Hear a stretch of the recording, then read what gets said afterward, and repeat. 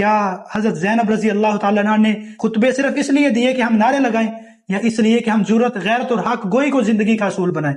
اور سب سے بڑا المیہ، حسین ہمارے ہیں کہنے والوں نے حسین کو محدود کر دیا۔ حسین صرف شیعہ سنی یا کسی گروہ کے نہیں، حسین انسانیت کے لیے ہیں۔ وہ ہر اس دل کے لیے ہیں جو ظلم کے خلاف حق کے ساتھ کھڑا ہوتا ہے۔ اگر حسین رضی اللہ تعالیٰ عنہ ہمارے دلوں میں ہیں تو ہمارے کردار میں کیوں نہیں؟ اگر کربلا ہمیں رلاتی ہے تو بیدار کیوں نہیں کرتے؟ اگر ہم ماتم کرتے ہیں تو باطل کے خلاف اٹھتے کیوں نہیں؟ ہم نے کربلا کو یاد رکھا مگر اس فلسفے کو بلا دیا جس نے دنیا کو جھنجھوڑ کر رکھ دیا تھا۔ یہ وقت ہے محرم کو صرف ماتم کی نہیں بلکہ عمل، شعور اور مزاحمت کی تحریک بنانے کا۔